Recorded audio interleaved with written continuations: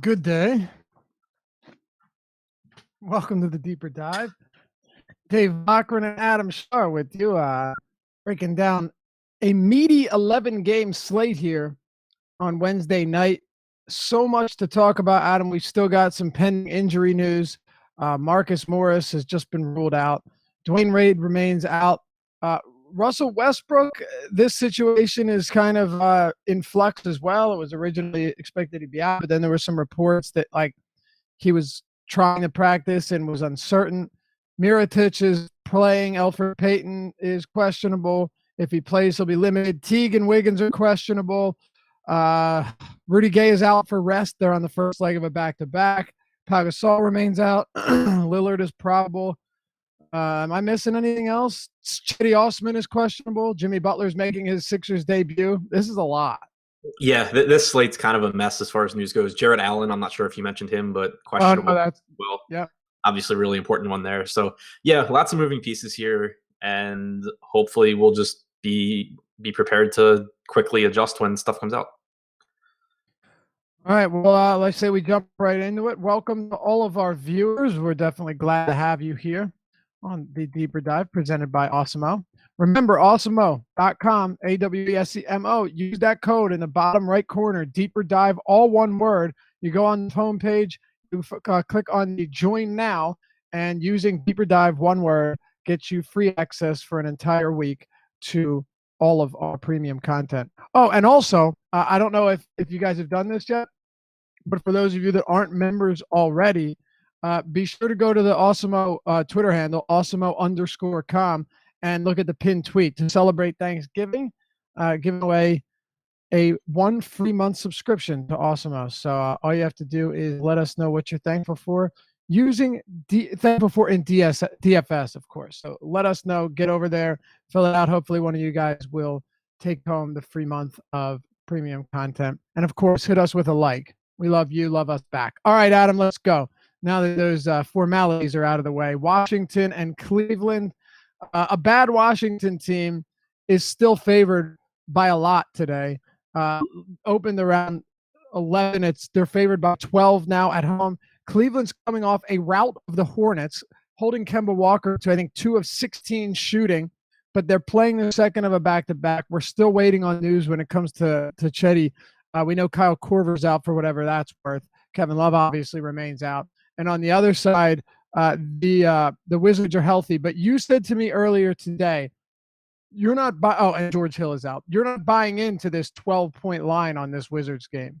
No, I mean, I just don't know that this Wizards team is good enough to blow a team out. If they do win by 12, it seems like it would be one of those games where with like 6 minutes to go in the fourth quarter, it's still competitive, and then Washington, maybe pulls away at the end. I just don't think they're good enough defensively. I don't think they have a good enough second unit to really be counted on to run away from a team, regardless of who it is. They don't play defense enough to really separate that easily. I mean, this is a team that was down by double digits to the Magic in Washington in their last game and halfway through the third quarter before they pulled away. So I'm definitely not looking at this as a game that I'm really concerned about the blowout, just because of how poor Washington's been on the defensive end. No, I don't disagree. And you know what? They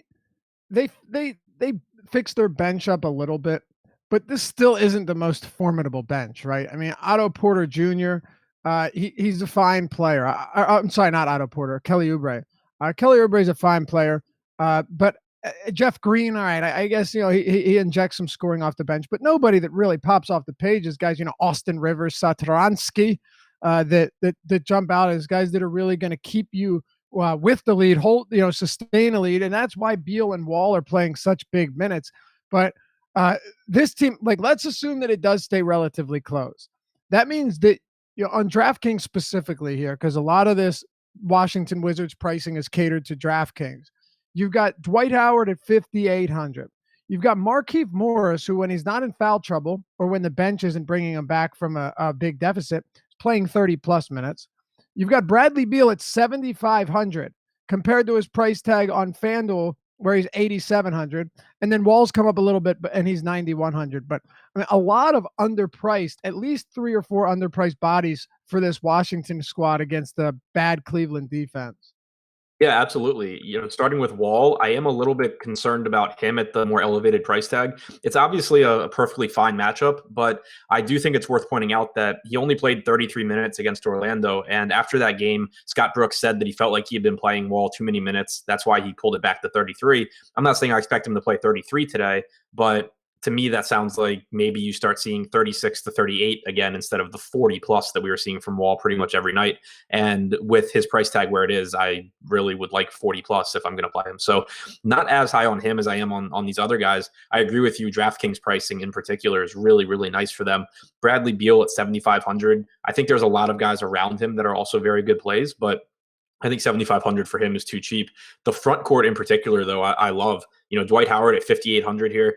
Obviously, there's going to be concern on a game-to-game basis with Washington on what their closing lineup looks like. There are just so many ways they can go, whether it's Keefe at the 5, whether it's, Oubre and Green getting hot and staying on the floor. But that's baked into a $5,800 price tag for Howard. If he does get 34 minutes here, it's really, really hard for him not to pay this off, and he clearly has upside at it. Markieff Morris, I think, is a phenomenal play. He had a pretty good game against Orlando. He was only like 2% owned in tournaments, but as long as he can stay out of foul trouble, there's no reason not to expect him to play, at least in the low 30s with the possibility of playing a little bit more. We've seen him play plenty of backup center as well. So I really, really like Morris. Porter's the one that I'm least confident in just because there's been just so much inconsistency from him this season, whether it's being called out by the entire team for wanting to shoot more, or after last game, Scott Brooks called him out for a lack of defensive effort, and that was why Austin Rivers got more playing time over him. So he's the one I'm least confident in, but that's not to say he also doesn't have upside at 4,800 on DraftKings. Yeah, I really like Bradley Beal here. I mean, the price on him, price on DraftKings to me is just too cheap, Adam. And a couple of reasons why. By the way, if you are using Deeper Dive promo code, or if you are a member, Adam and I write the Deep Dive each day, which is the article that kind of accompanies this show. But very comprehensive position by position breakdown of everything. So if you hear me reference this, that's what it is. I mentioned in the Deeper Dive today that Brad Beal at 7,500, you're looking at a guy who not only playing a ton of minutes, right? And I think you're right. If Brooks is saying Wall's playing too many minutes, that means something, because he usually doesn't care. He's like Thibodeau the second. But Beal's still going to play 35, 36 minutes. And you look at his numbers. He's got 27% usage, but he's attempting a career high 8.1 threes per game. That's great on DraftKings. You get the bonus. His rebounding numbers are better than ever. And he's also averaging more than a steal and a block each per game. So you're actually getting peripherals from Beal that we were kind of hard pressed to get in previous seasons. I like seeing that for somebody like him. If in the event of an off shooting night, we've seen him have bad shooting nights, as a matter of fact. Against Memphis when he was chalk, he shot 5 for 16, still at 41 fantasy points because he put numbers up everywhere else. This is really encouraging for someone like Beal, who is generally just a shoot first guy. Yeah, absolutely. 15.2% expected assist percentage this season, second on the team out of the core rotation guys behind obviously John Wall. So it has been really nice to see that, as in addition to the scoring that he provides. On the other side, and by the way, I'm with you. Markieff Morris is just too cheap. I mean, you're risking. You're definitely there's inherent risk in playing Markieff Morris pretty much at any cost. But at that price tag for a guy that's coming off a 39-minute game, where he played 39 minutes, is you can't ignore that. That's pretty much what it comes down to. And then with Dwight, Dwight is not. The usage is low, but he scored double-digit points in 5 of 6 games. You get the double-double bonus on DraftKings where he's 5,800, and he's averaging 18 rebound chances per game. He's also going to see some positive regression with blocks. He's averaged 1.5 blocks per game in 12 of 15 seasons, or 12 of his past 14 seasons. So I don't buy into the half a block per game. I expect to see that climb, rebounds climb, and even scoring a little bit if he keeps playing around 30 minutes. All right, now that that's out of the way, let's talk about Cleveland. I think first we just need to at least talk about what the implications are if Osman returns, because that makes a big deal given that guys like J.R. Smith were playing 40 minutes last night and Nwaba playing 27 minutes off the bench, and Larry Nance was on pace to play 38 minutes if he didn't get yanked in the blowout. So very, very big implications for a guy like Chetty. Yeah, I think that completely makes or breaks this team because if Chetty is out, then you would get Nance starting at the 4. We also saw him in the second half yesterday play the backup center position behind Tristan Thompson, which he hadn't done in the previous game or two with Chetty out. And that makes him a lot more valuable because he's obviously in a better position to rebound. He's getting a few more minutes. And also, this is a terrible Washington rebounding team, especially when Howard's not on the floor. And that's when Nance would be playing center. So if we can get 34 plus minutes out of Nance without Chetty, he still, even though he was kind of disappointing yesterday, still is one of the absolute top plays on the slate for me. If Chetty's in, though, I'm not really confident in Nance getting that many minutes at the 4 because we don't know what to expect without Sam Decker because Chetty got injured in his first stint with Decker out. But there's a chance, and I think that you would see at least some David Nwaba minutes at the 4 behind Chetty. And then even if Nance gets some of those, I think that you're probably looking at, around 22 to 24 minutes of Nance instead of around 34 minutes if Chetty's in. So I think that makes a really, really big deal. And then for David Nwaba as well, he's 3,200 on DraftKings. If Chetty's out, I think he plays around 28 minutes here. If Chetty's in, I have him somewhere between 18 and 22. All right. I think there's one deciding factor that could definitely help us out. If Osman plays and Drew starts Nance at the 4, and this is something anyone can figure out. If Nance starts at the 4, I have no concerns because I think J.R. Smith and David Nwaba take the biggest hit there. If he doesn't start at the 4, well, then I would expect, as you mentioned, to see him only get backup center minutes. But I don't think it's out of the realm of possibility, being that Larry Drew only coached like 1.5, 2.5 games with Decker healthy. I don't think it's out of the realm of possibility that we do get Nance starting at the 4 in this game. And if that's the case, I'd expect him to see around 30 minutes again. Yeah, no, I agree with you there. I'm assuming he doesn't start just because they didn't start the first game with Decker out. But if he does start at the 4, that answers any questions we have about if he's going to play the 4. Exactly. So what I'm saying is, anyone can spot this. What makes him a good player or not. If Osman's out, you don't have to worry about it. He's a great play. If Osman's in and Nance is not starting, then you have real concerns. I don't think he should even be on the radar. But if Chetty starts and Nance starts at power forward alongside him, then I think you still probably get 30 minutes or so. All right. Let's keep it going here. With the backcourt, we got into this discussion yesterday, and I thought it played out almost exactly how we had talked about. When you mentioned, you like Clarkson better because of the usage, and just because he's a better player. And I mentioned that, and Clarkson had 33 fantasy points. Colin Sexton finished with 29, so they were pretty close. And basically, the argument for each side is, well, Clarkson's better and he has more usage. With Sexton, he's getting more minutes in the starting lineup, and he's actually had a ton of opportunities that he just hasn't made good on. And we saw him take 18 shots. He didn't have a bad game. I mean, it wasn't a great game, but it wasn't a terrible game. 16, 5, 4, and 1. And Clarkson, of course, got hot off the bench, shooting 9 for 15. So both of these guys are getting ample opportunity, but they're doing it in ways that aren't really negatively impacting each other. Yeah, absolutely. And I think that Sexton's minutes are really, really secure here. I mean, you're talking about a backup point guard in Andrew Harrison, who I don't expect to take minutes from Sexton anytime soon. So I still like him. The same concerns that I've had before. He's just not really proven that he can consistently produce at the NBA level yet, but the price tag's cheap enough that I'm still definitely interested there, especially if, like Elfrid Payton is on a minutes limit in that price range. I think that he's a perfectly fine play. Clarkson, if Chetty's in, I think maybe loses a few minutes and just plays, probably around 28 to 30. If Chetty's out, I think you see Clarkson get back up around 32 to 34 minutes, assuming the game stays close. He lost a few minutes to the blowout yesterday as well. So yeah. I like Clarkson with or without Chetty, but I like him more if Chetty's out. Right. Had the blowout not happened, Harrison would have played around 9 minutes. And what I mean by the benches were emptied with 3 minutes remaining in the fourth quarter. So if you look at this, Clarkson was on pace for around 31 minutes, and Sexton was on pace for like 36 minutes, Adam. So he's just getting a ton of run.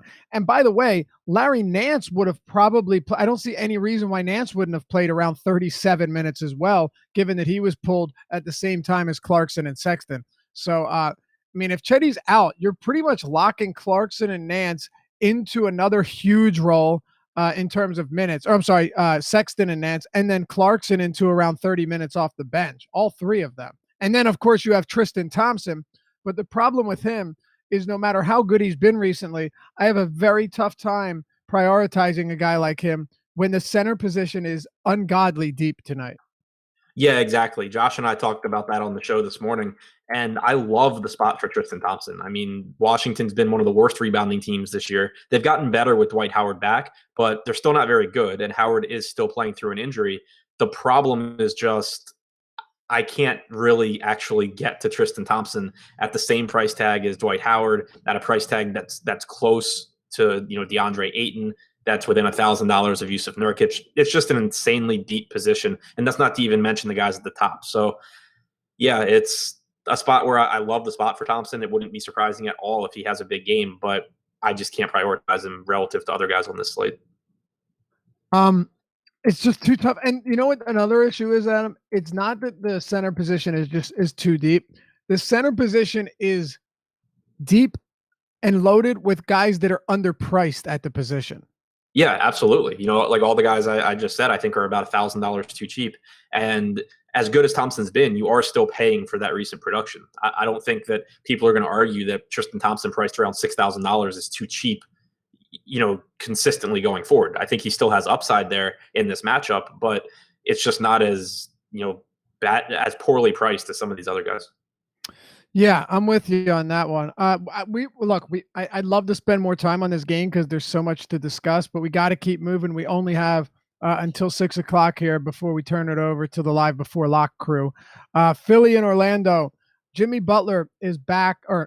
He's making his debut.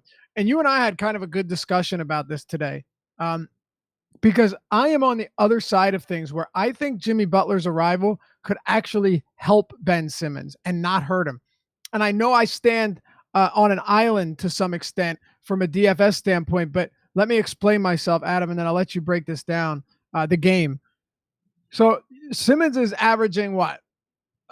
Less than half a rebound and 2.5 assists shy of a triple-double this year. And Butler's going to come in, and Butler's going to mix things up. But he's not going to take any more rebound opportunities away from him than Robert Covington already was. They pretty much rebound at the same clip. And in terms of assist opportunities, I still think Simmons is going to see plenty of them. Moreover, he might be more efficient with them because Jimmy Butler is a better overall scorer than Ben Simmons. Could he take some volume away, some touches away? Yeah, I think it's very possible. But I think Simmons' efficiency is going to climb, and here's why. Still be fine with the rebounds. It's not like he's shooting a ton each game anyway. But think about this. Now you have Jimmy Butler, who desperately spaces the floor on a team that desperately needed it, and Redick staying in the starting lineup, and you have Embiid who can float out to the break when Simmons has the ball. You're not going to have teams be able to sag back and clog the paint up on Simmons as much as they once did if you have Butler, Redick, and Embiid all out there. So I think he's going to get easier looks around the basket. I think he's going to have easier time driving to the rim. And I actually don't think this hurts Ben Simmons nearly as much as other people do. Yeah, I think that's a really valid argument, and I hadn't really thought like all the way through. I think it probably, to me, it seems like it maybe comes out as a wash just because there are some negative effects of Butler being there as well, I think, and just kind of having the ball in his hands some. So I'm not pulling back on Simmons' projection, but I'm not like bumping him up with Butler there either. I'd be fine settling on it's kind of a lateral move in terms of his DFS production. I'd be all right with that. Again, I think it helps efficiency, might hurt from a volume standpoint, but it's not like he's coming in as a guy that's grabbing 10 rebounds a game either, and he's not dishing out 11 assists per game. So I think it's overblown a little bit, and it may just help the team from an efficiency standpoint. Talk to me about the Sixers as a team here. Yeah, not a whole lot that I love. I mean, I like Embiid still. I don't think that Jimmy Butler makes a huge difference for him. I don't expect it to make Embiid better, but from a fantasy perspective. But I don't think it's going to hurt too much. I think the matchup's nice for Embiid. My problem with Embiid is just simply the depth of the position and how many underpriced guys there are, especially on DraftKings. On FanDuel, I think maybe a little bit different, but I have Embiid projected really well. I just don't really think I'm gonna get all the way up at center today. I don't expect to have much Simmons. There's not really a whole lot that I'm looking at from Philadelphia, with the exception of on FanDuel, where Wilson Chandler is, I think, 3,600, and you can drop the spot. I think that Chandler makes for a perfectly fine punt play. All right. Yeah, I'm gonna have a little bit of Simmons on DraftKings because I think the price point is very reasonable. So that would be the one spot I don't mind. And my guess is that he's just utterly and entirely overlooked on this slate. I get why, but I'm just not buying into Butler hurting him. Aside from that, I'm with you. I don't really have much. Butler's an interesting tournament play. Does he come in here and play that crazy aggressive style of basketball that nets him 60 fantasy points when he actually cares? It's possible. He's 8,200. But another issue, Adam, is shooting guard is so damn deep in that 7-8K range, like ridiculously deep. Yeah, absolutely. And it's just, if he had a good game, I'm not going to be surprised, but I don't see me getting there. I also know you had mentioned to me earlier today that you don't plan on paying up at center, but I can't ignore Vucevic here. I love this spot. Believe it or not, no team's allowing more points, more field goal attempts, higher efficiency to opposing centers than the Sixers are this year. I mean, no, Embiid is great on chase down blocks. He protects the rim well, but I guess just the style of play has allowed centers to work on him. And from a volume standpoint, putting up a lot of shots. Vooch is just one of the most polished offensive guys in the league. Great rebounder, quality usage rate. He actually triple-doubled against the Sixers earlier this year. But he produces in just a multitude of categories that I think this is one of those spots where I expect the game to stay close and Embiid and Vooch to have yet another really solid outing. But you mentioned that you're probably not paying up here. It's a shame because there's another guy facing the Brooklyn Nets that I like quite a bit too, right around the same price as Vucevic. Yeah, you and I like both of them a lot. I have no issue with Vucevic. With Vucevic, it's just it's a roster construction issue for me. If I do pay up, I want to get Towns or even Embiid if I can get that far up, which I doubt that I can. But it just makes it's a really, really awkward price point on DraftKings at least. Yeah. At least you have the utility spot. Here we go. Lady and gentlemen. Derrick Rose is now questionable. So let the fun begin. I already expect him to go back to the bench anyway, but yeah, I mean, I didn't play him 30 minutes and he's expensive enough that I wasn't playing him, but it still throws a wrench into the works. Yeah. Anything for Orlando? I mentioned I really like Vooch, but aside from that, no. Jonathan Isaac back, I think, just muddies things even more. You have Gordon priced up enough where I don't really see myself getting there. Yeah, I don't have anything that I'm prioritizing from the Magic. All right. Let's keep it going. Yeah, Rose questionable, Wiggins, Teague questionable. I wouldn't be surprised though if you see Teague, Wiggins, Covington, Saric, Towns starting lineup. We'll get to that later. Brooklyn and Miami, Adam. Miami by 1.5 points at home, 216.5 total. The Nets have been clawing and fighting recently, though. They're making games pretty interesting, and they're actually staying remotely competitive, which is enough to not worry too much about this. I don't worry about a blowout at all here. I mean, come on, man. I know you don't want to pay up for center, but if Jared Allen is out specifically, Whiteside might triple-double in the first half. Yeah, I would have Whiteside ahead of Vooch. So would I if Allen is out. Yeah, with or without Allen, but definitely without Allen. I mean, I really like the spot for Whiteside. I would love to get to him if I can. I don't know that I'll be able to, but I do think that Whiteside has just a massive ceiling here. Massive. I mean, it's a monstrous ceiling here against a team that has already struggled to defend centers from a fantasy standpoint to begin with. One of the highest efficiencies to the position, and that should come as no surprise. Whether it's points, rebounds, blocks, free throw attempts, they're allowing top 5 in all of those categories to bigs this year. Whiteside should just eat them alive. And then if you have Hollis Jefferson and Ed Davis as your center rotation, that's going to get even uglier. That's it for me on Miami, though. Maybe you have someone else, but I don't have any other interest in Miami bodies on this game. No, that's it for Miami. When they're healthy, outside of Whiteside, they're just so spread out, and their Yep. prices are jacked up because of the time that Dragic was out. Too many bodies. Too many bodies. What about Brooklyn? We'll talk first, assuming Allen plays. So yeah, if Allen plays, it's basically just D'Angelo Russell and Spencer Dinwiddie for me. With Karis LeVert out, I expect both of them to get more playing time. And Russell, since last season, without Karis LeVert on the floor, has a 29% usage rate, 36% assist percentage, has averaged 1.1 DraftKings points per minute. I think that the bump from 26 to 28 minutes up to I have him projected for about 32 is enough, especially on DraftKings at 6,700 with shooting guard eligibility as well, or point guard and shooting guard eligibility to make him a good play for me here. Dinwiddie, I expect to play 30 to 32 minutes also. In the half after Karis LeVert was injured, Dinwiddie actually started alongside Russell, and I have him playing about 32 minutes. He's only 4,900 on DraftKings, so I like both of them if Allen's in. If Allen's out, then obviously I like Hollis Jefferson as well. I was thinking too, there's a non-0% chance that Kenny Atkinson is like, all right, I got to get Ed Davis in for a few more minutes when Whiteside's out there. Like, I don't think that's an outrageous thought. You have Whiteside standing at like near 7 foot tall. I'm a fan of Rondé Hollis Jefferson. Don't get me wrong, but he could have a tough time at 6'7". I get it. He plays big. Dre's 6'7" too. He could have a tough time dealing with Whiteside, though. Ed Davis has 3-4 inches on Hollis Jefferson. He's played a traditional center position for stretches of his career. I wouldn't be surprised if Allen is out to see Ed Davis get around 25 minutes. I really wouldn't.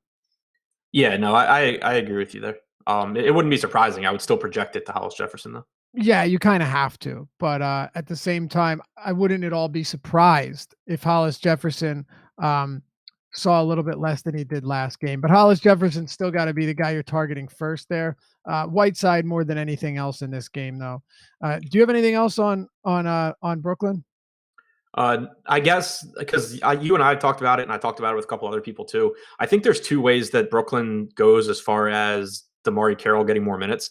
If Shabazz Napier joins the rotation, then I don't like Carroll because I think that he still gets a few more minutes, but I don't think you see him get into the mid-20s. Napier played 4 minutes after LeVert was injured against Minnesota, but basically that would mean that Napier plays backup point, and then Dinwiddie gets more time at the 2, which pushes Harris and Crabbe down and basically just takes minutes away from Carroll. If Napier's not in the rotation and Dinwiddie's backup point guard, it shifts everyone up and it opens up more time for DeMarre Carroll.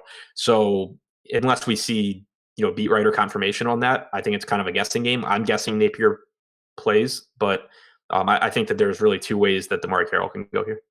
All right. Yeah, me too. I think with LeVert out, amazingly not for the entire season, it does make things interesting for a guy like Carroll, especially if Allen is out. If both of them are out, I think you get around 25 minutes from Carroll, but we'll have to see. Boston and Chicago, Adam.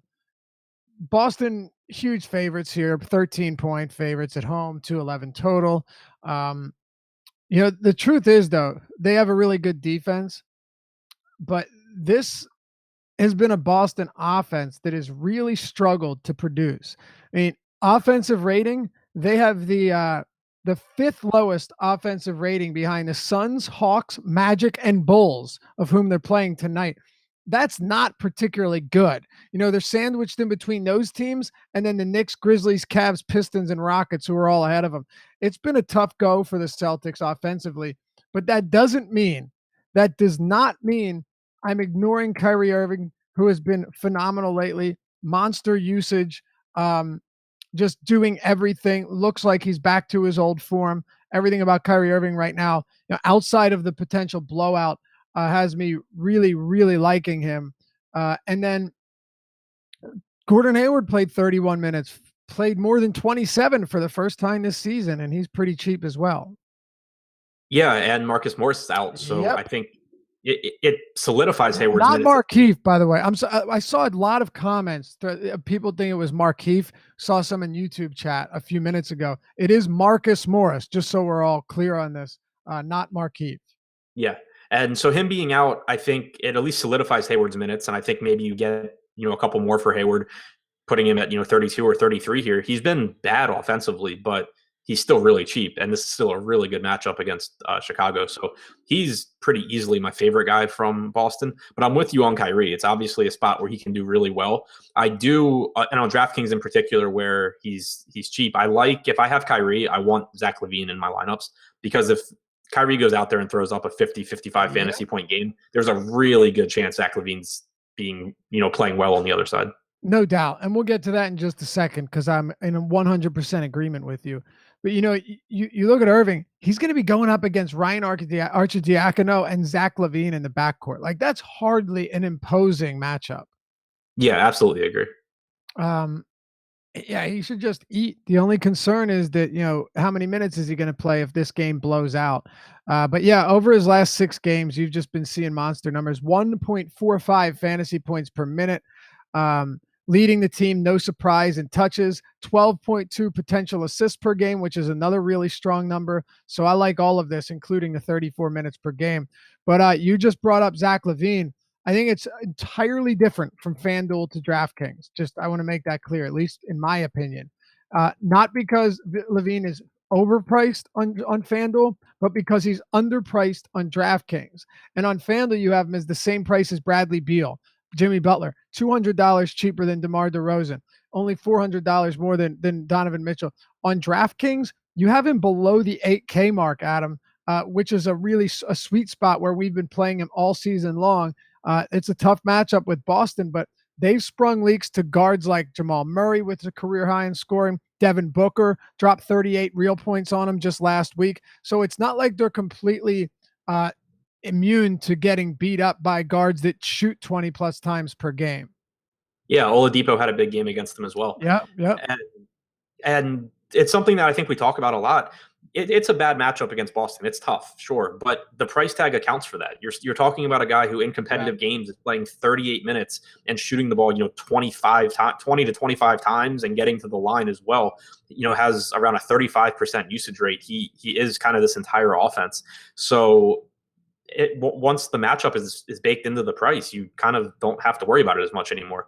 It still makes him risky as far as, maybe you don't want your entire night riding on Zach LaVine, but he's not someone that you should be overlooking in the spot at 7,900 just because the price is too good for what he offers. So I do like LaVine on DraftKings specifically. And I think that, again, if I'm playing Kyrie, I want LaVine in those lineups. Me too. No question. And even Irving, like 8K isn't particularly cheap. But if this game stays close, 8K is going to look cheap afterwards. Yep.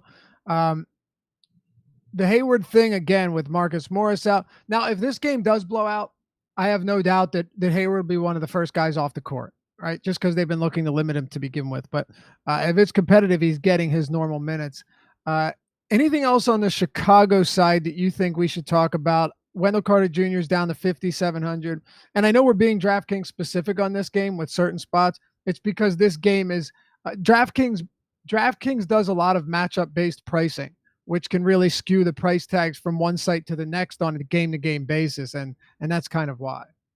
Yeah, exactly. I think the only spot you're talking about Chicago tonight is on DraftKings. Exactly.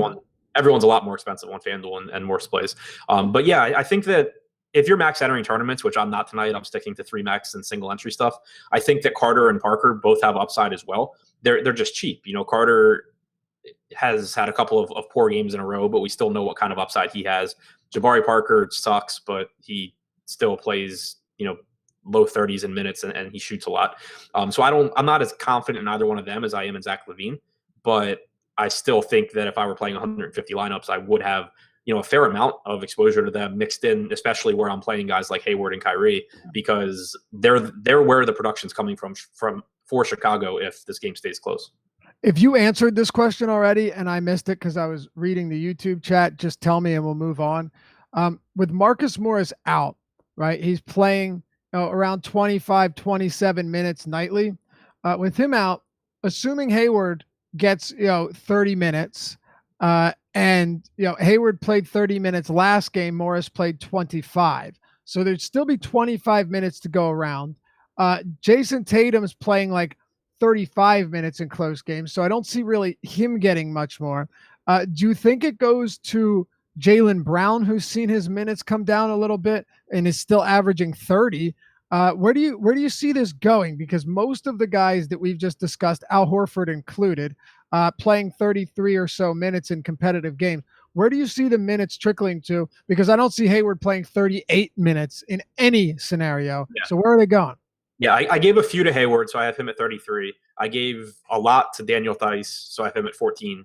So mostly Daniel Theis. Yeah, right. And then I gave a few to Marcus Smart, which very easily could be Jaylen Brown also. But they have a deep enough rotation, or at least enough guys playing enough minutes where you can divvy up 25 minutes to where it's not markedly different for anybody outside of guys that go from like 2 minutes to 15 minutes. Which right, and I threw a couple on Terry Rozier as well, just because they like to play him as much as they can.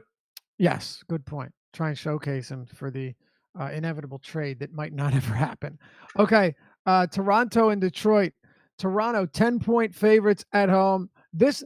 If you're just a basketball fan, I would highly suggest you try and watch this game, because very rarely do you hear like narrative street from me specifically, but Dwayne Casey is still bitter about winning Coach of the Year and then getting canned by Toronto.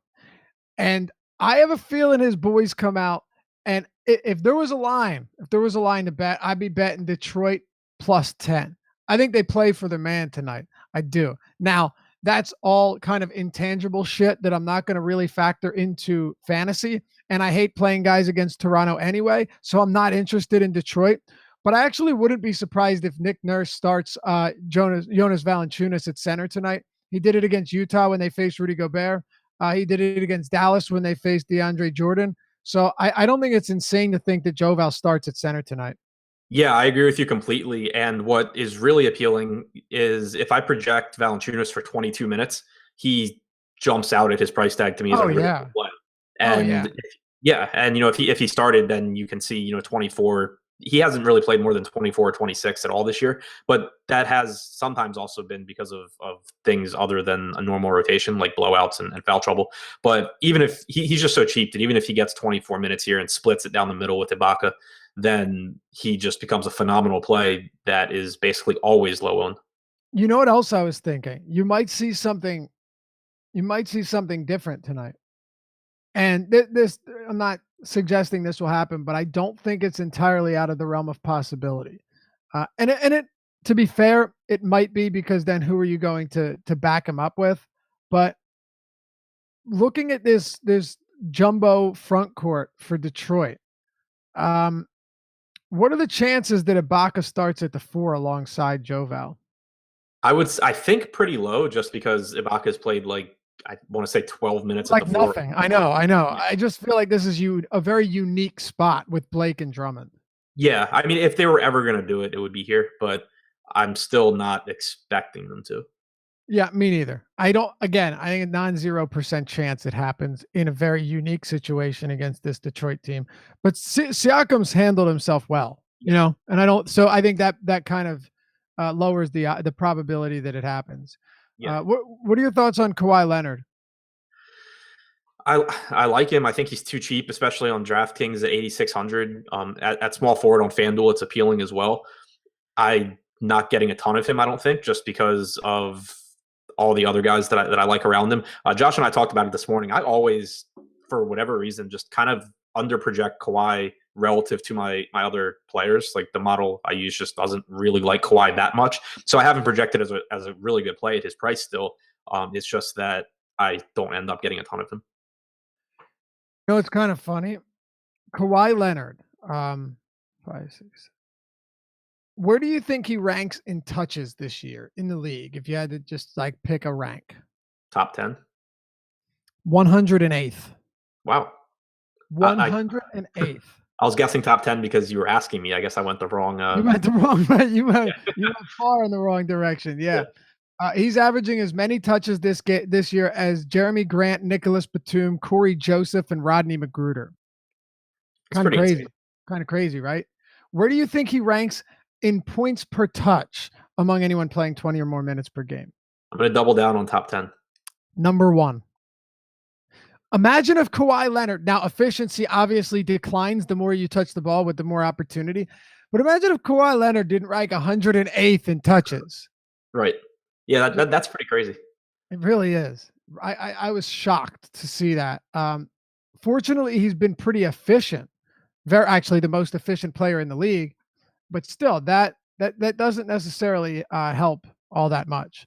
So that's my one concern there. But this game to me, outside of Joval, if he starts, is kind of a wash. I don't love anyone. I think Lowry's a little bit cheap. He'll be low owned due to recency bias, but I don't know how I get to Lowry here. Right. I have trouble ever getting to Lowry as long as Kawhi's playing. Anything else in this game, or are we good to move on? Good to go. All right. Milwaukee and Memphis. Bucks 10-point favorites, 214.5 total here, Adam, in Milwaukee. In today's deep dive, I just sat on Giannis Antetokounmpo for a while. Like, all right, I'm not sure what to write, but he's good, so I have to write something. Yep. Right. And I know you feel the same way often, but man, Marc Gasol's such a good rim protector. Jaren Jackson's got a 7'4" wingspan, great defensive instincts. I mean, if he stays out of foul trouble, that's a tough front court for even Giannis to combat. I'm not saying he can't do it, but I'd be lying if I told you this matchup didn't scare me a little bit. Yeah, I mean, I'm not going there in cash. I wouldn't go there in cash games. On DraftKings, you have LeBron, who's like $1,000 less expensive. You have Davis right above him, but I'm still tempted in tournaments, man, especially on DraftKings at 11K. I don't know that I'm going all that heavy on stars and scrubs today, at least as of right now, because there's not really scrubs that I like. But I mean, the usage is still there. The minutes are still there. I know the matchup sucks, but he's just such a good player, and he does so much across the board. If you look at his game logs, they've been ugly. But one of those games, he only played 26 minutes because of foul trouble, put up 48 points in those 26 minutes. So, on a per minute basis, still crushed. Then he dropped, 68 on the Clippers. He struggled against a good, Denver team. He's facing a good Memphis team tonight, but also 9 rebounds against Denver, 9 rebounds against Golden State, 9 rebounds against Portland. So if you're just looking at point totals, he's, 1 rebound away in 3 of his last 4 games from, an extra, almost 3 points as well. So I don't want to be scared off by the fact that he's had really, 2 good games in his last 8. The matchup sucks. It's not a spot that I'm super confident in him, but I still, especially if he's going to be low owned with, Davis and LeBron on this slate, I still would like to bet on the talent in tournaments. I hear you. It's funny you mentioned the rebounding, because that was like the one positive I had for Giannis in this matchup, is that Memphis, in terms of opponent rebounding, is not that good. They don't have any great rebounders, including Gasol. For a center, he's probably middle of the pack. But you look at some of the recent matchups that Giannis has faced. Denver allowing the lowest rebound rate to opponents this season. Warriors allowing the 4th lowest rebound rate to opponents this season. Portland allowing a bottom 10 rebound rate. So none of those were good rebounding spots for Giannis. All of those teams have quality rebounding guys, or teams like the Warriors. This is a better spot in that sense, but it's also a tough matchup, and it's one that it concerns me a little bit. Matter of fact, I actually wouldn't be surprised if JB Bickerstaff says, all right, Jaren, all right, young buck, get out there. Try not to foul out in the first quarter. And if you don't, you're playing 35 minutes. Like, honestly, Jaren Jackson, his build, his athleticism, his instincts, his wingspan, there's nobody that can guard Giannis one-on-one. We know that. But if Bickerstaff has any chance of slowing him down, not just at the rim, but actually on the open court, it is Jaren Jackson. So I think if he stays out of foul trouble, which he's done now in an amazing 5 straight games, I bet you get potentially his highest minute totals of the season. And this is a guy who, I know this is a contrarian play here, and I get it. It's not a good matchup. I'd be relying on defensive stats. But look, per 36 is 16.5 points, 7.2 rebounds, 2 assists, 2.6 blocks, 1.4 steals, He's a great shot blocker. He gets, again, a 6'4", a 7'4" wingspan. You get your hands in passing lanes, you grab steals, you block shots, you get rebounds, you score easy points. He actually has some similarities to Giannis in a weird way. I think if Jackson stays out of foul trouble, he plays huge minutes here. I like that call. He's the kind of guy that, in general, I'm gonna want to play whenever he's reasonably priced and not In popular, tournaments. and then in Absolutely. tournaments, and then not play when everyone's like, "Oh, this guy figured it out." Let's all play him. That's when you don't. So yeah, he's the kind of guy that you don't need a ton of to be overweight on, and he has the upside at his price to really help you take down a tournament. Yeah, great point. Jaren Jackson is specifically a tournament play, but he's one of my favorite tournament plays every night because no one considers the guy, even though he's got a lot of upside that hasn't really been realized yet, right? So, Jaren Jackson, to me, not a great matchup, but from a defensive standpoint, they're certainly going to need him. And that's something I factor in, just given the minutes alone with his ability to rack up those peripheral numbers. What about the rest of this game, Adam? Break it down for me and explain why Brook Lopez has played 37 minutes in back-to-back games. Probably because I don't think he's missed a shot in either of those games either. He's been. I know, that's a good point. That's a great point. He's been insane, and I can't project him for that many minutes, but I am projecting him for 34 just to try and get his ceiling into my my projections. That being said, I'm still not getting any of them just because it's a tough matchup. I'm not looking to take guys against Memphis. That his price tag has come up a bit. He's up to 5,000 on DraftKings, which the way he's been playing is nothing, but it's still a pretty sizable, almost 20% increase from where he has been on DraftKings for most of the season. I'm probably not going to Brook Lopez here. Bledsoe and Middleton, nothing but secondary plays for me. I hate taking guys against Memphis, so Giannis is really the only guy that I actually have interest in from Milwaukee. And then on the other side, I think it's a good spot for Gasol, but center, again, is just super deep. Mike Conley's playing big minutes and playing really well. I have no issue going to Conley, but again, guard's pretty deep on an 11-game slate as well. All right. Is that it for this game? Yeah, just in general, two good defenses that I'm not looking to target too heavily. All right. Yeah, I'm with you. It's just two good defenses, as you mentioned. I don't know if this game blows out, but at the same time, just concerns across the board. New Orleans and Minnesota, talking about two not good defenses. We've got the highest total on the slate. It's up to 236. Pelicans are 1-point favorites on the road. Covington and Saric are going to play. But as we talked about earlier, it's not crazy to think that both of them start. Rose moves to the bench, Wiggins moves to the 2, and Saric and Covington start at the 4 and 3, respectively. Yeah, I'm expecting that, if Rose does play, I'm expecting him to go back to the bench. I'm expecting Covington to basically get the Jimmy Butler minutes, Saric to split time at the 4 with Taj, Saric probably playing 26 or 28 minutes, Taj playing the shorter half of that. And then Wiggins to back up Covington with Rose backing up Wiggins, and then Rose also is getting some minutes at point guard. So that's, assuming everyone's in. But it makes Robert Covington on DraftKings one of the best value plays, I think. He's $4,700, and he should be able to outproduce that pretty easily if he plays anywhere close to 36 minutes against the Pels.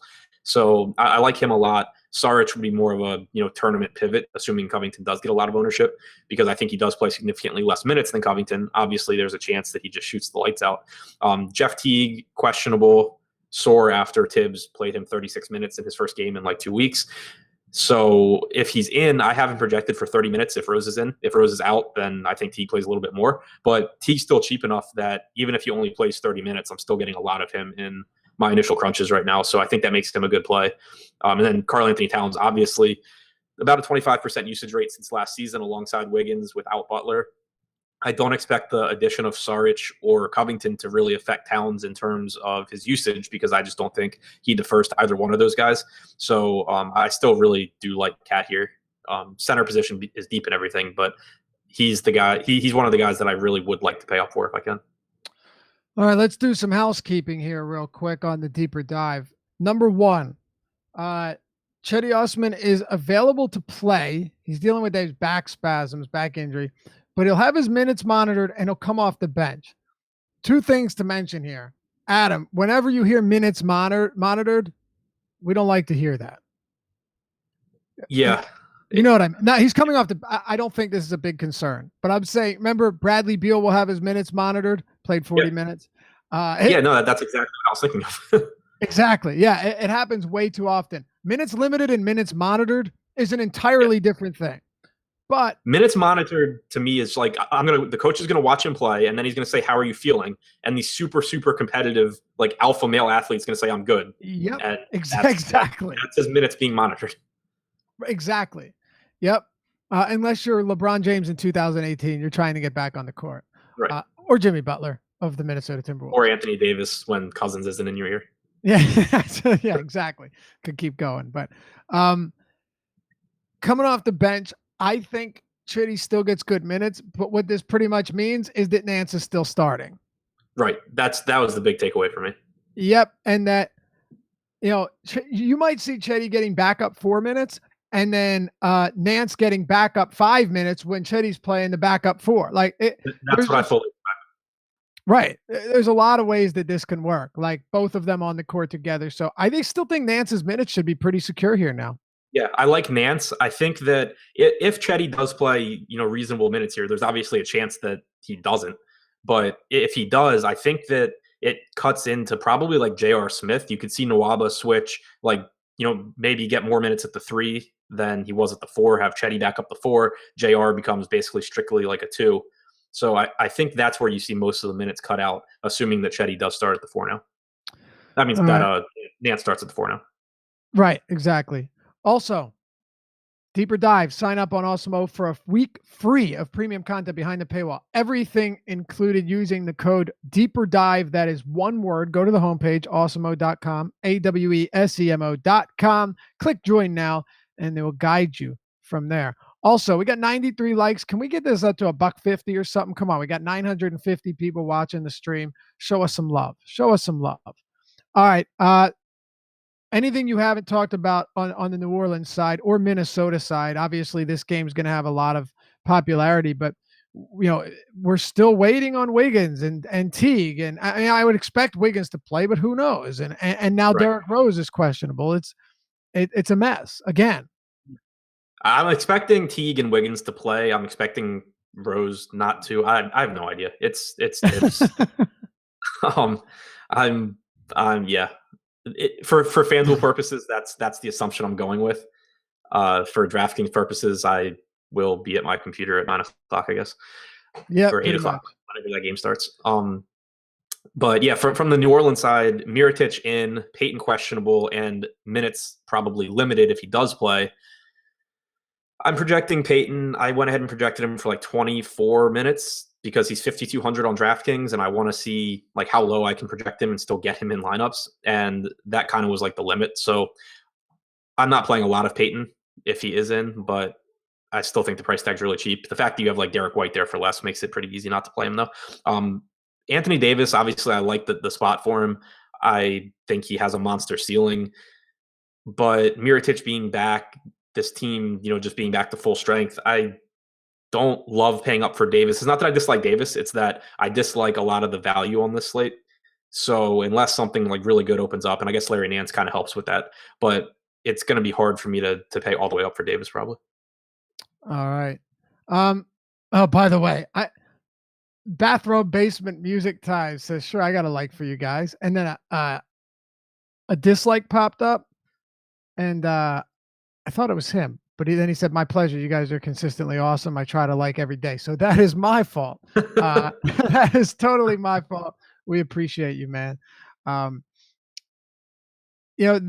Anthony Davis thing, Adam, because I'm not even going to bother dealing with Minnesota right now. I'll tell you this much. I think if Covington starts, then he's going to get 30 or so minutes, and he's too cheap.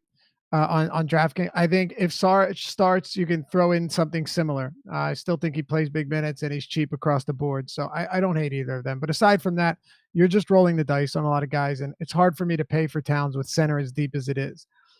On the other side with New Orleans, man, I really liked Anthony Davis with the prospect that Mirotic was going to be out, or at least could be out. I'm not saying it's not still a good spot, but now with Mirotic back and looking like Elfrid Payton is probably going to see limited minutes, not to say that's a huge impact. I don't like Davis as much. Yeah, it's not that it's a huge impact for me. It's just that it's a small one on a slate that I wasn't completely sure I wanted to pay all the way up anyway. And also, kind of mentioned it with Giannis, but I haven't looked at ownership projections. I normally do that kind of as like the last part of my process as I'm finishing everything up. But assuming that people are going to go to Davis a lot more than Giannis, I don't feel that much stronger about Davis than I do Giannis. All right. Um, all right. Anyone else from this game? I want to make sure we touch on everything being the implications. I think that's it for me. New Orleans is kind of just everyone's priced up now. If Peyton doesn't come back, I still like Holiday a lot. All right. OKC, New York Knicks. This Westbrook situation is also a shit show, right? Because he was ruled out. He's still on paper ruled out, but now his status could be upgraded. And then it's Westbrook, so the dude's going to do everything he can to play if he's even close to 50%. So that throws a wrench into the works. So we're, Adam, we don't have all the time in the world. We're just going to assume that he's out as of now and roll with it from there. Let's talk about Schroeder and Paul George. Yeah, I mean, if he's out, obviously that's the only way that I'm interested in either of those guys. Paul George projects really highly for me if he's out, has around a 30% usage rate, about a 24% assist percentage without Westbrook this year. Still not getting a ton of him though, even though I haven't projected highly, just because, especially with Larry Nance in there now as well, on DraftKings where forwards are kind of interchangeable, regardless of small forward or power forward.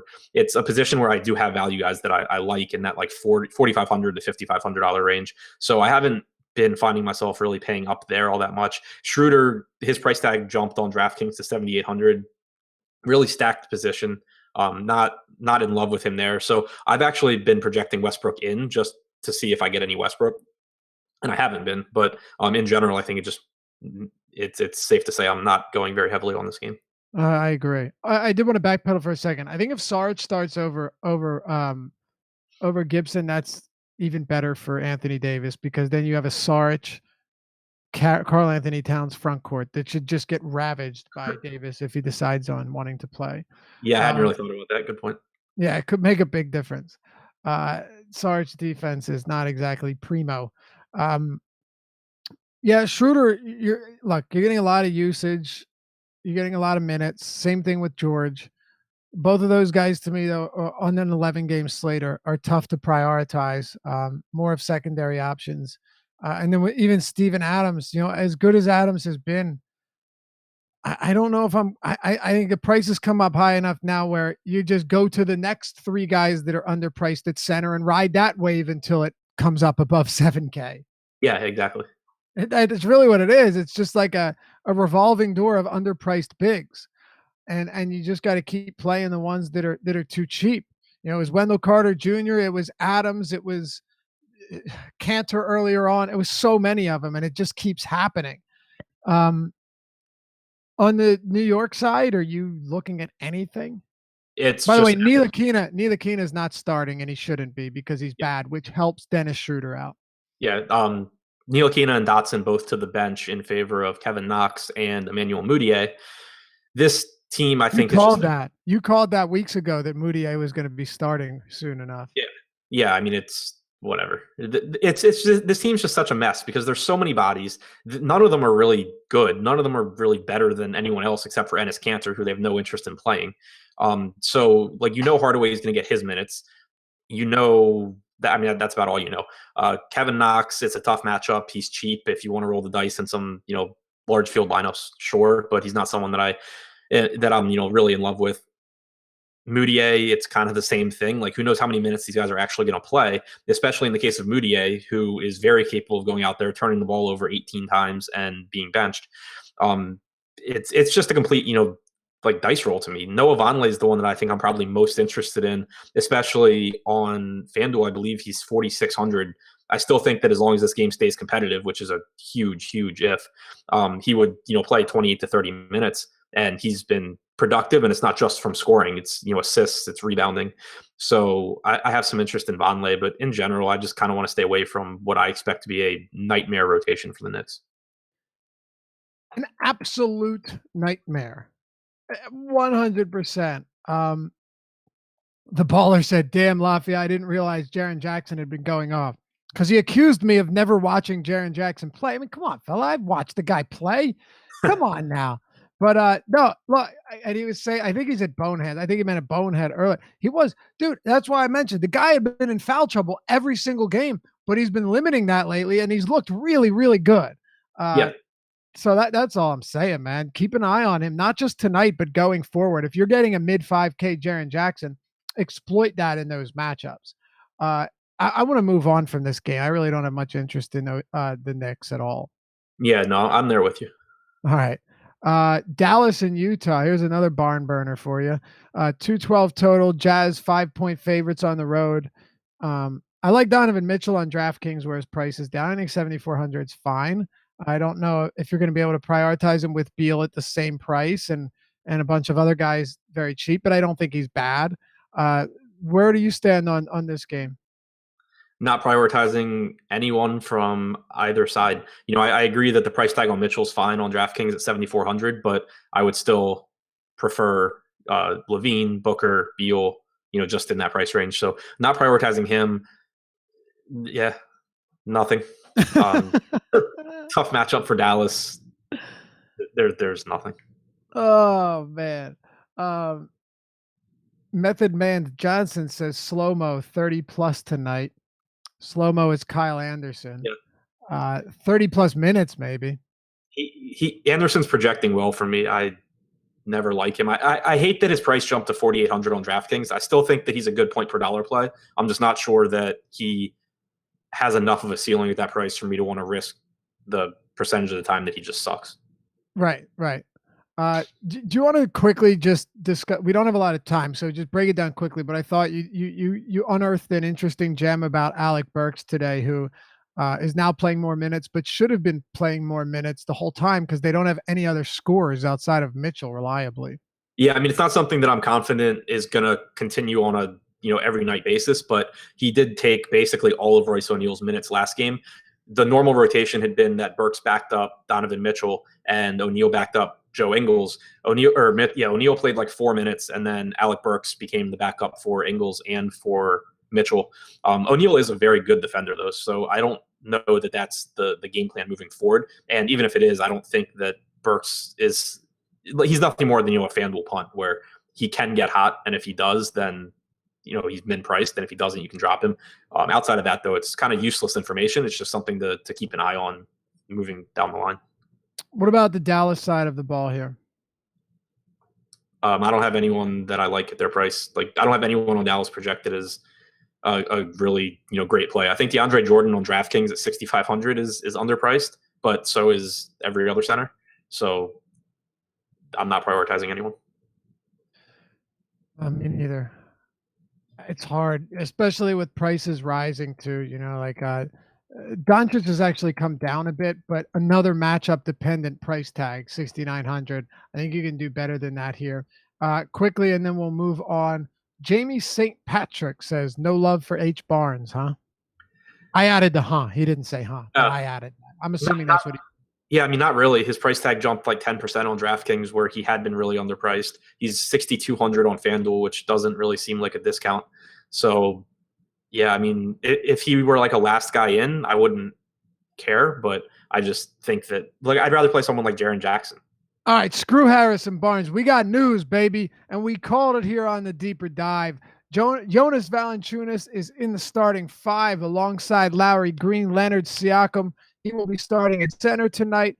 Nice little low 5K price tag on him. And Jarrett Allen is out. So there's our news, Adam, happening right here towards the end of the show.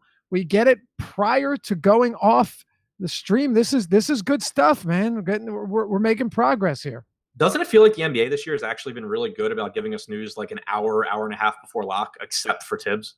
Except for Tom's like, he doesn't like the new NBA, so he's going to do everything he can. He's going to dig his heels in and make sure that we're all miserable. He hates DFS. It's like every nightmare. Every time it's been like, man, this is going to be a nightmare up past lock. We get the news at like 6, and then you have Tibbs like, oh yeah, this guy not even on the reports, just not going to play today.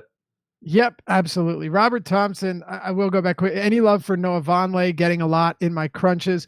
I would be fine with Vonleh if his price wasn't above 5K right now, there's just enough value where I don't think it's necessary. And his minutes over the last 2 games have come down. And I don't know how much of that is blowout related or just that Knox is back in the rotation and they're starting to get healthy, Adam. I don't have a problem with Vonleh. The game against Orlando was absolutely blowout run. Yeah, they were done from the first quarter. Yeah, he's more appealing on FanDuel at 4,600. He also was more appealing before the Larry Nance news and the Hollis Jefferson news. All right, let's keep moving. 2 games to go. We're making this happen. For anyone that missed it, Jarrett Allen is out. And as we talked about earlier, expecting Joval to start, Jonas Valanciunas will start at center for Toronto, making him a very solid value play.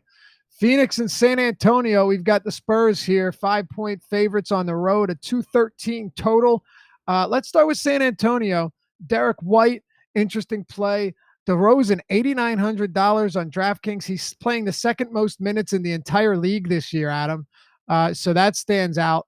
He's getting a whole lot of work, and in games that are competitive, putting in big numbers. So where do you stand on this backcourt for San Antonio with Rudy Gay ruled out? This is the first game of a back-to-back. Keep that in mind. We know how pop works like this. Yeah, I mean, DeRozan and Aldridge are both good plays. I like Aldridge a little bit more than DeRozan just because he's cheaper, and we've talked about it a lot. I expect DeRozan's assists to continue coming back down to earth after a really, really hot start to the season. That's not to say that he becomes one-dimensional like we saw at times in Toronto. I just don't think he maintains close to a 30% assist percentage. So I like him. I like pairing him with Booker if I do play him. Aldridge, I think, is a little bit underpriced, and especially on FanDuel, where you have to roster the 2 power forwards, I think Aldridge is appealing. Derrick White's price tag on DraftKings, I think, is just way too cheap. He's 4,700 there. Played 26 minutes last game, but he easily could have seen a few more minutes.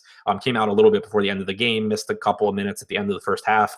He isn't scoring dependent, but he can, score a little bit. He can pick up assists. He can rebound. He does a little bit of everything when he's on the floor, like I think you had talked about before last game. So at 4,700, I still, really like Derrick White here. He's probably the San Antonio player I'll have the most of. All right. Sounds good to me. Derrick White's my guy. The opportunities, the touches, the initiating the offense are all there. That's what you're looking for in a cheap point guard. He had a great first half and then completely disappeared in the second half of last game, but I'm giving him between 27, 30 minutes tonight, which I like. DeMar DeRozan on FanDuel to me is just still too cheap. A guy playing as many minutes as he is with the usage and potential assists up over like 12 and a half, all great stuff for someone that has the talent on a team that lacks overall scoring. So I like DeRozan as well. And I think I don't have a ton on the Phoenix side, Adam, but I do think DeAndre Ayton is too cheap. Yeah, I like Phoenix a lot, especially on DraftKings. They're underpriced. It's almost like DraftKings has been pricing the Spurs for the Kawhi Leonard Spurs, and it's not that team. 6,400 for Ayton, I think, is way too cheap for a guy that rebounds, that can pick up assists, that can score. He does enough on the floor where I think it's just too cheap of a price tag. He should play around 35 minutes here as long as the game stays competitive. I think Devin Booker is too cheap. If you go back to the start of last season and you take guys like Elfrid Payton and Eric Bledsoe, the high usage guys that aren't on the team anymore off the floor, and you just look at Booker alongside TJ Warren, you have a 35% usage rate for Booker. You have a 25% usage rate for Warren. Those two guys are basically going to carry the offense along with Ayton. And I think that they're all underpriced for this spot. All right, let's keep it going. Yeah, Ayton for me. Also, TJ Warren, I don't have any of them right now, but he's actually been really efficient in the starting lineup, like really efficient, and he's playing huge minutes. He was playing throughout that blowout and actually helped bring them back into it late in the fourth quarter. Let's close it out. Portland and the LA Lakers. Adam, we really don't have much time. I know Ring Rim is upset because this is the last game. 223 totals, Lakers by 2.5 here. Go ahead and break this one down for me. I'll just throw out now that I think Lillard and Nurkic are 2 plays that I actually like quite a bit and what I expect to be a very close affair. Yeah, especially Nurkic for me. Probably my favorite center on the slate when you factor in price. I love the spot. I think he plays around 30 minutes and produces really well. On the Lakers side, I think LeBron is underpriced at 10-3.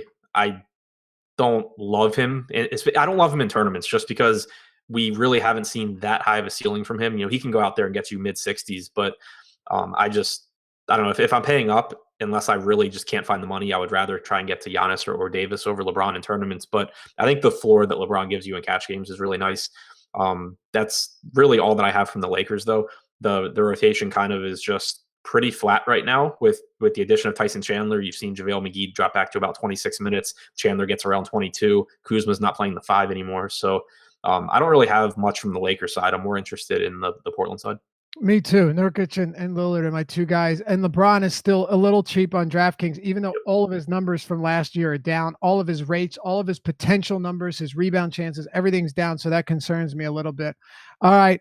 As always, thanks for tuning into the Deeper Dive. Coming up next, we've got Eddie and Chris live before lock show, bringing you up to the 7 p.m. lock. Hey, before you head out, I think this is our highest like total we've gotten. Love you guys for it. Get us up to 300. If you've yet to click that button, get us up to 300 for the first time on the history of the Deeper Dive. We'll see you back here tomorrow for another episode. Good luck tonight.